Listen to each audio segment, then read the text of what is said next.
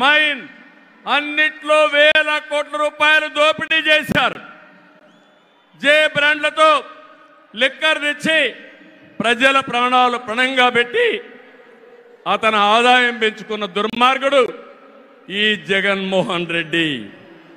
ఓటేసిన ప్రజల్ని పన్నుల బాధుడితో కాటేశాడు, పెట్టుబడులు తరిమేశాడు. 5 ఏళ్లలో రోడ్లు లేవు, ప్రాజెక్టులు లేవు, పరిశ్రమలు లేవు, ఉద్యోగాలు లేవు, ఉపాధి లేదు, అభివృద్ధి అన్న మాటే లేదు. ప్రజల జీవితాల్లో ఆనందం కూడా లేదు. అంతటా గంజాయి, అశాంతి, అభద్రత, ఆందోళనతో బంగారు లాంటి రాష్ట్రాన్ని జగన్ చీకటమయం చేశాడు.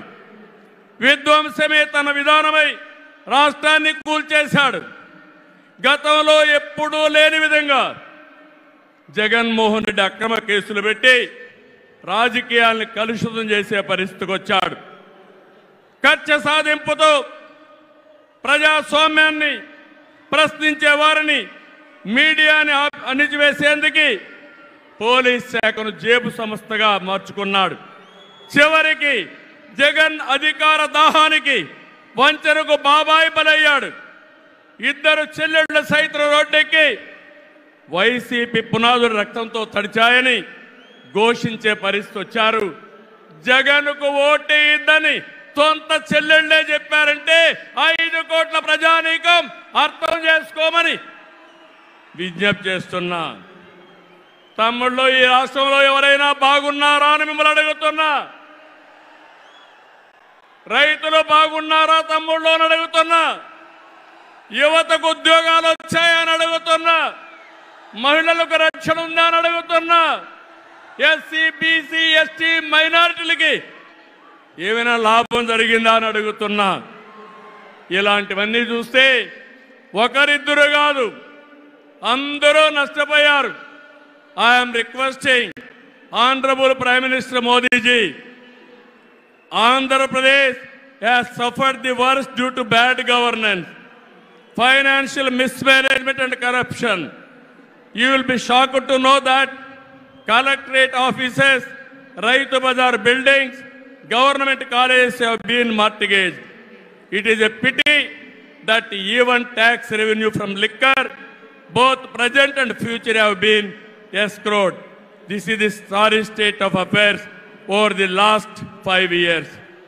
అందుకని నేను మీ అందరి తరపున మోదీజీ గారిని రిక్వెస్ట్ చేస్తున్నాను. మన రాష్ట్రాన్ని కాపాడుకోవాలి. సిద్ధమా మీరందరూ అడుగుతున్నా. ప్రజలు గెలవాలి, రాష్ట్రం నిలబడాలి, మన బిడ్డలు వెలగాలి, జీవితాలు బాగుపడాలి.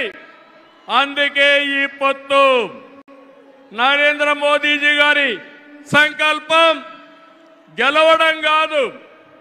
నిన్ననే ఎన్నికల శంఖారావం మోగింది, ప్రజల్లో ఉత్సాహం పెరిగింది. దేశంలో ఎన్డీఏకి 400+ సీట్లు వస్తాయి.